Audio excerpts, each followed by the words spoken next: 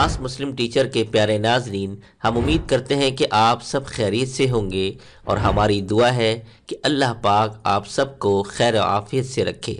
मुहतरम नाज़रीन व सामीन, बहैसियत मुसलमान हम सब चाहते हैं कि हम अल्लाह और उसके रसूल के बताए हुए तरीक़े पर चलें। जब मुसलमान नेकी और तक़वे के रास्ते पर चलना शुरू कर देता है तो उसके दिल में कभी ये आता है कि मैं अल्लाह के करीब हूँ या अल्लाह से दूर। हर मुसलमान ये जानना चाहता है कि मेरी अल्लाह की नज़र में क्या कीमत है। आज हर आदमी को ये शौक होता है कि मुझे पता चले कि अल्लाह की नज़र में मेरी कोई कीमत है या नहीं, या अल्लाह की नज़र में मेरा कोई मुकाम है या नहीं, कहीं मैं अल्लाह की नज़र में गिरा हुआ तो नहीं। तो इस हवाले से औलिया कामिलीन ने 3 अलामतें लिखी हैं। अगर ये 3 अलामतें तुम्हारे अंदर नज़र आती हों तो तुम समझ जाओ कि अल्लाह तबारक व तआला की नज़र से तुम गिर चुके हो। भले तुम पर अल्लाह की नेमतें बरस रही हों, तुम अच्छा खाते हो, अच्छा पीते हो और अच्छा पहनते हो, भले तुम अच्छी जिंदगी गुजार रहे हो, खूब माल और दौलत भी है और बड़े और अच्छे मकानों में रह रहे हो, बज़ाहिर तुम्हारा कुछ भी स्टेटस हो, लेकिन अल्लाह तबारक व तआला की नज़र में तुम गिरे हुए हो। तो इसकी सबसे पहली अलामत यह है कि इंसान अपने नफ्स की लज्जत को अपने ऊपर गालिब कर ले और अपने नफ्स का बंदा बन जाए। लिहाजा नफ्स की जितनी भी ख्वाहिशात हैं वो उनको पूरी करने में लगा रहता है और उन ख्वाहिशात को पाने में इतना मगन होता है कि उसको उससे कोई गर्ज नहीं होता कि आया ये जायज भी है या नाजायज है, यह हराम है या हलाल है, मेरा अल्लाह इससे खुश होगा या ना खुश होगा, ये नबी का हुक्म है भी या नहीं। बस वो पूरी तरह से अपना नफ्स का गुलाम बन गया है। जो खाने को दिल चाहा खा डाला, जो पीने को दिल चाहा पी डाला, जो पहनने को दिल किया पहन लिया, जहां घूमने का दिल कर रहा है घूमने चले गए, जिससे भी चाहा गपशप लगाकर बैठ गए। तो गोया कि जिंदगी बिल्कुल ऐसे हो गई कि जानवरों से भी बदतर। वरना जानवरों का भी एक क्राइटेरिया होता है कि जानवर कहाँ जाते हैं कहाँ नहीं जाते, किससे मिलते हैं किससे नहीं मिलते। लेकिन ये आदमी ऐसा नफ्स का गुलाम बन गया है कि उसने अपने आप को नफ्स के हवाले कर दिया है कि हर वक्त ये इसी दौड़ में रहता है कि जी क्या चाहता है, मेरा जी ये चाहता है कि मैं भाई ये खा लूं, मेरा जी ये चाहता है कि मैं ये पहन लूं, मेरा ये जी चाहता है कि मैं यहाँ सोया रहूं।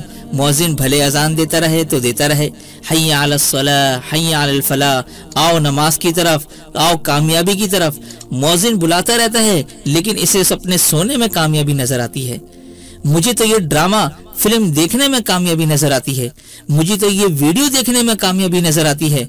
जब इंसान की जिंदगी में इस तरह किसी कैफियत पैदा हो जाए तो बस समझ जाए अल्लाह तबारक व तआला की नजरों से वो मुकम्मल गिर चुका है। तो ये है पहली अलामत। अब दूसरी अलामत आपको बताता हूँ कि तकदीर के नविश्ते में जो कुछ अल्लाह तबारक व तआला ने मुकद्दर में लिख दिया है, इसमें वो अल्लाह तबारक व तआला से झगड़ा करता फिरे। क्योंकि देखें कि एक इंसान की अपनी कोशिश होती है और दूसरी तरफ एक अल्लाह ताला की मंशा और मुराद होती है। अल्लाह ताला अपने मंशा के मुताबिक फैसला कर देता है और इंसान की कोशिश के बावजूद नतीजा फिर उसके खिलाफ ही निकल आता है। तो समझ जाएं कि तकदीर में ये फैसला लिखा था। और अगर उसने ये कहा कि नहीं जी बस अल्लाह की तकदीर गालिब आ गई है, जो कुछ अल्लाह ने चाहा वो हो गया, मैंने तो अपनी पूरी कोशिश की लेकिन असबाब के बावजूद जब काम नहीं हुआ तो मैं अल्लाह तबारक व तआला की रजा पर राजी हूँ। अल्लाह से झगड़ा बिल्कुल ना करें कि या अल्लाह तूने ये ऐसा क्यों किया, हमने अपने अब्बा का तो बहुत कीमती इलाज करवाया था, हमने तो इतनी दवाएं दी थी, फिर भी मेरा अब्बा मेरी अम्मा मर गई। या अल्लाह ये क्या बात है, अच्छा भला सेहतमंद था फिर ये क्यों मर गया। नहीं मेरे मोअज़्ज़िज़ नाज़रीन, ये तकदीर के नौश्ते में फैसला हो गया था, क्योंकि अल्लाह तबारक व तआला पहले आपसे ये ईमान ले चुका है कि कोई नफ्स अपने मौत से एक लम्हा आगे पीछे नहीं हो सकता। जो जगह जिस लम्हे मौत आनी है उसी वक्त ही आनी है। लेकिन ये याद रखें کہ آپ نے اپنی طرف سے اس کی کوالٹی کو بہتر بنانے کے لیے جتنی بھی محنت کی ہے اس کا اجر اللہ تبارک و تعالی آپ کو ضرور دیں گے، لیکن مرنے والا اپنے وقت پر ہی مرا ہے، اللہ کی مرضی اور منشا کے مطابق مرا ہے۔ وہ تو ابھی پیدا نہیں ہوا تھا کہ اس وقت سے موت کا وقت اس کے لیے متعین کر دیا گیا تھا۔ ماں کے پیٹ کے اندر جب وہ ہوتا ہے تو اس وقت فرشتے آ کر لکھ دیتے ہیں کہ بھئی کتنی عمر لکھنی ہے، تو اللہ تبارک و تعالیٰ فرماتے ہیں کہ اس کی اتنی عمر لکھ دو، اس عمر سے ایک لمحہ آگے پیچھے نہیں بڑھتا۔ تو تجھے تو یہ ایمان اللہ نے لکھ دیا تھا اور تو اللہ کو اللہ مان کر اس پر ایمان لے آیا تھا، تو پھر آج تو کس بات کا جھگڑا کرتا ہے؟ اس کا مطلب یہ ہے کہ اللہ تبارک و تعالیٰ کی نظر سے تو گر گیا ہے، تبھی تو اللہ تبارک و تعالیٰ سے اس بات پر تو بحث کر رہا ہے۔ تو فرمایا یہ ہے وہ دوسری علامت کہ جس کی وجہ سے وہ اللہ کی نظروں میں گرا ہوا سمجھا جاتا ہے۔ تیسری علامت یہ ہے کہ جب اللہ تبارک و تعالیٰ کا حکم اس کے سامنے آ جاتا ہے تو پھر اس حکم کو پورا کرنے کے لیے وہ بے چین ہو جائے۔ جیسے اللہ کا حکم نماز ہے کہ بس مجھے نماز ادا کرنی ہے، اللہ کا حکم روزہ ہے تو مجھے روزہ رکھنا ہے، اللہ کا حکم ہے کہ اس وقت غریبوں میں رزق بانٹنا ہے تو رزق بانٹنا ہے۔ حکم ربی کو بجا لانے کی یہ تڑپ اس کے اندر موجود ہوتی ہے۔